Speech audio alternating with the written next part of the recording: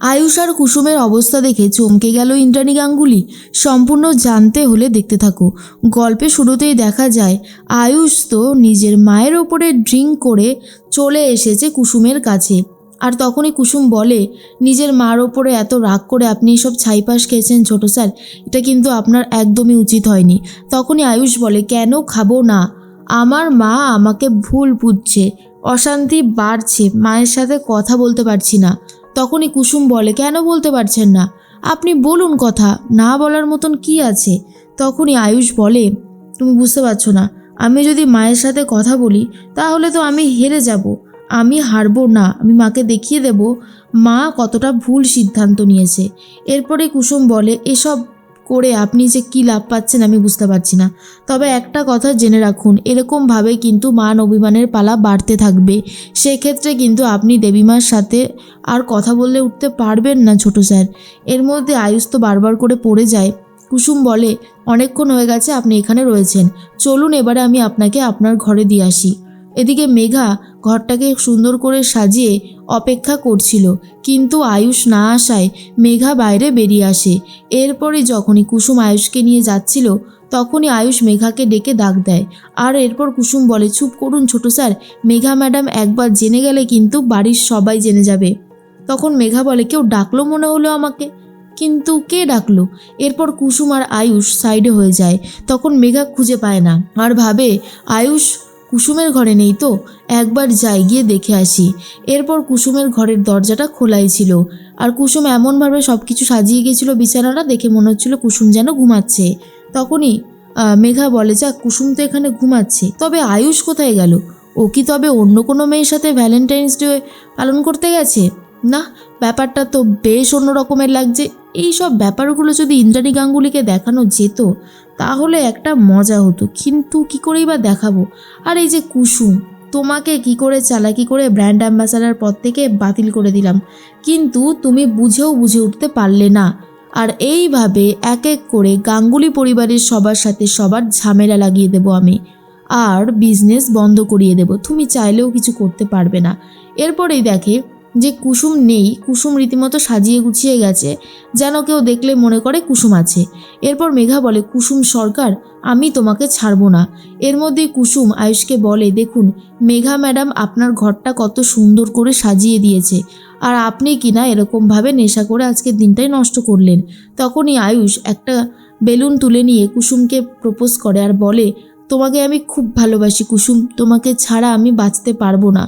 কুসুম এসব শোনার পরে বলে, আমি জানি ছোট স্যার, আজকের দিনে দাঁড়িয়ে যেহেতু আপনি নেশা করেছেন তাই এই কথাগুলো বলছেন, কালকে থেকে এই কথাগুলো আপনার আর মনেও পর্যন্ত থাকবে না, কিন্তু এই যে আপনি এভাবে আমাকে বলেছেন এটা শুনেও আমার যে খুব আনন্দ হচ্ছে।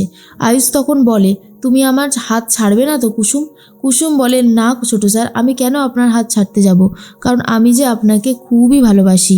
ঠিক সেই মুহূর্তে কুসুম আয়ুষকে বিছানায় শুয়ে দিতে চায় আর তারপর ঘর থেকে বেরিয়ে যেতে চায়, কিন্তু আয়ুষ বলেন, না তুমি কোনোভাবেই যাবে না, তুমি আমার সাথে এই ঘরেই থাকবে, না হলে কিন্তু আমিও বেরিয়ে যাব। এরপর আয়ুষকে ঠান্ডা করার জন্য কুসুম চুপচাপ শুয়ে পড়ে। আর অন্যদিকে মেঘা আস্তে আস্তে এসে দেখে যে আয়ুষ আর কুসুম একই বিছানায় একই সাথে রাত কাটাচ্ছে। আর এটা দেখার পর মেঘা ভাবে, এখন এদেরকে ডিস্টার্ব করব না, সকালটা হোক, তারপর আমি ইন্দ্রাণী গাঙ্গুলিকে নিয়ে এসে দেখাবো ইন্দ্রাণী গাঙ্গুলির ছেলে ঠিক কী কুকীর্তিটা করেছে। এর মধ্যেই সকাল হয়ে গেছে, কুসুমের ঘুম ভেঙে গেছে। কুসুম তখন ভাবে, না এবারে ছোট স্যার ঘুমাচ্ছে আর এখনই আমাকে এখান থেকে চলে যেতে হবে। তখনই চলে গেছে ইন্দ্রাণী গাঙ্গুলির কাছে মেঘা আর বলে, মণি তুমি উঠে গেছো ঘুম থেকে? তখন মণি বলে, কি ব্যাপার মেঘা, তুমি এত সকাল সকাল, কিছু হয়েছে? মেঘা বলে, আমি তো কাল রাত থেকেই এখানে আছি মণি, আমি তো বাড়ি যাইনি। ইন্দ্রাণী গাঙ্গুলি বলে, দেখো কাণ্ড, তুমি এখানে রয়েছো আর আমি জানিও পর্যন্ত না, তুমি এখানে রয়েছো মানে কোনো একটা প্রবলেম হয়েছে, কি হয়েছে মেঘা? এরপর মেঘা বলে, কালকে তো ভ্যালেন্টাইন্স ডে ছিল, তো আমি আয়ুষের জন্য অনেক কিছু করেছি আর তোমাকে একটা অনেক বড় জিনিস দেখাবো, একবার শুধু আমার সাথে চলো। এই বলে ইন্দ্রাণী গাঙ্গুলিকে আয়ুষের ঘরের দিকে নিয়ে যাচ্ছে। আর অন্যদিকে কুসুম সবে আয়ুষের কাছ থেকে উঠেছে। আর এরপর দরজাটা খুললেই মেঘা বলে, দেখো মণি দেখো, তুমি দেখো আসল সত্যিটা তুমি এবার জানতে পারবে। এরপর ইন্দ্রাণী গাঙ্গুলি বলে, এই তো ঘরটা খুব সুন্দর করে সাজিয়েছ, কিন্তু বাড়ির প্রত্যেকের যা মনের অবস্থায়, ঘর সুন্দর করে সাজালে কি আর হবে বলো তো? সব কিছুই এখন আর আগের মতো নেই। এই বলে ইন্দ্রাণী গাঙ্গুলি চলে যায়। আর তখন কুসুমকে না দেখতে পেরে মেঘা বুঝতে পেরে যায় যে কুসুম চলে গেছে, আর কিছুই প্রমাণ করতে পারলো না মেঘা। তার জন্য কুসুমের ওপর আরও বেশি করে রেগে যায়। এরপর কুসুম বলে, মেঘা ম্যাডাম তাহলে সবটাই জানতো, আমাদেরকে ফাঁসাতে চাইছিল দেবীমার কাছে। মেঘা ম্যাডাম চাইছেটা কি কিছুই বুঝে উঠতে পারছি না। এর মধ্যেই সকাল সকাল কুসুম চলে গেছিল নিজের ঘরে, আর ঠিক তখনই কুসুমের সাথে কথা বলতে এসেছে মেঘা আর বলে, কি ভেবেছো কুসুম, তুমি কাল রাতে কি কুকীর্তি করেছো সেটা আমি জানি না?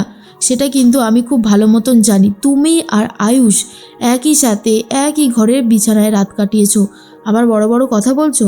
তখনই কুসুম বলে, এ বাবা, আপনাকে কে বলল? আপনি তো জানেনই না, আমার সাথে আমার ভাইও ছিল, আমরা তো কাল রাতে এখানেই ছিলাম। হয়তো আপনার কোথাও একটা ভুল হচ্ছে মেঘা ম্যাডাম। মেঘা তখন বলে, কোনো ভুল আমার হচ্ছে না, যা বলছি তা একদম ঠিকই বলছি। ইন্দ্রাণী গাঙ্গুলিকে আমি নিয়েও গিয়েছিলাম সত্যিটা প্রমাণ করব বলে, কিন্তু তুমি চালাকি করে নিজেকে ওখান থেকে সরিয়ে নিয়েছো। শোনো কুসুম, তোমাকে একটা কথা বলি, তুমি যেই বাড়াবাড়িটা করছো না, সেই বাড়াবাড়িটা আর কিছুদিনের মধ্যেই সবার সামনে আসতে চলেছে। আমি সেটা সবার সামনে প্রুফ করিয়েই ছাড়বো। তখনই কুসুম বলে, চেষ্টা করে দেখুন কিছু পারবেন কি না। আপনিও যে কম অন্যায় করছেন তেমনটাও তো নয়। আমার কথাগুলোকে আপনি অন্যভাবে দেবীমার কাছে নিয়ে গিয়েছেন, ভুলভালভাবে আমাকে ব্র্যান্ড অ্যাম্বাসাডার পদ থেকে সরিয়েছেন। যাই হোক, আমি সেটা নিয়ে কিছু বলবো না, কিন্তু ছোট স্যারের নামে কোনো ভুলভাল মিথ্যে কথা বললে কিন্তু আমি আপনাকে ছেড়ে কথা বলবো না।